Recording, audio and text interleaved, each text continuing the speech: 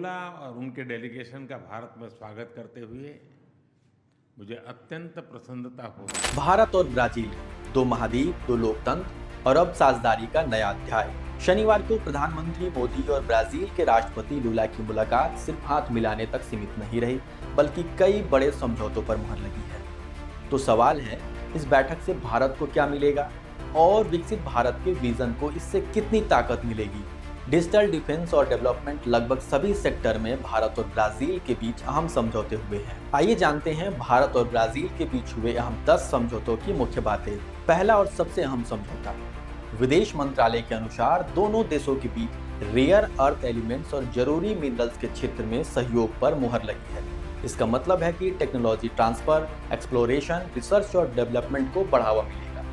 यह निवेश को आकर्षित करेगा, विकसित भारत को बढ़ावा देगा और भारत को प्रोसेसिंग और रिसाइक्लिंग टेक्नोलॉजी में ब्राजील के अनुभव से फायदा उठाने में मदद करेगा। दोनों देशों के बीच पोस्टल सेक्टर में सहयोग बढ़ेगा, जिससे ऑफिशियल डेलीगेट्स और एक्सपर्ट्स के बीच लेन देन मुमकिन होगा और ई कॉमर्स, वित्तीय सेवा और बेस्ट प्रैक्टिसेज के लेन देन को बढ़ावा मिलेगा। एमएसएमई एंटरप्रेन्योरशिप और क्राफ्ट्स में सहयोग से भारतीय एमएसएमई उत्पाद और क्राफ्ट्स के साथ साथ भारत की विकसित भारत यात्रा को आगे बढ़ाया जाएगा। भविष्य के लिए डिजिटल पार्टनरशिप पर ज्वाइंट एक्शन प्लान से भारत स्टैक फ्रेमवर्क को लागू करने में तेजी आएगी। इससे डिजिटल पब्लिक इंफ्रास्ट्रक्चर सेक्टर में सहयोग को मजबूती मिलेगी और high performance computing, quantum tech, blockchain वगैरह में सहयोग बढ़ेगा। ट्रेडिशनल नॉलेज डिजिटल लाइब्रेरी पर INPI और CSIR के बीच सहयोग होगा। ब्राजील को टिकेडीएल का एक्सेस दिया गया है और भारतीय आयुष और होम्यो फार्माकोपियो को मान्यता देने की दिशा में प्रगति हुई है। इसके अलावा central drugs standard control organisation और ब्राजीलियन हेल्थ रेगुलेटरी एजेंसी के बीच सहयोग से जानकारी लेन देन और रेगुलेटरी सहयोग के लिए फ्रेमवर्क को मजबूत करता है। यह ब्राजील में भारतीय फार्माकोपियो की पहचान को आगे बढ़ाएगा।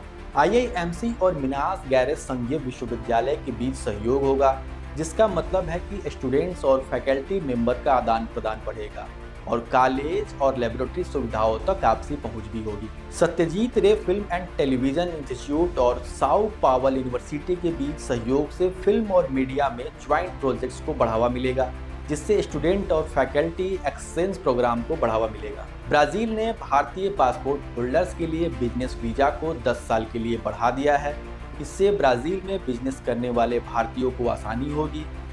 इससे कमर्शियल और इकोनॉमिक संबंध मजबूत होंगे। स्टील सप्लाई चेन के लिए माइनिंग के क्षेत्र में सहयोग की वजह से स्टील सप्लाई चेन के लिए मिनरल रिसोर्सेज सुरक्षित करने में मदद मिलेगी और भारत की विकसित भारत की यात्रा आगे बढ़ेगी। कुल मिलाकर खनन से लेकर क्वांटम तक, डिजिटल से लेकर दवा तक और शिक्षा से लेकर व्यापार तक, भारत और ब्राजील ने दोस्ती को स्ट्रैटेजिक पार्टनरशिप से आगे बढ़ाकर फ्यूचर पार्टनरशिप बना दिया है।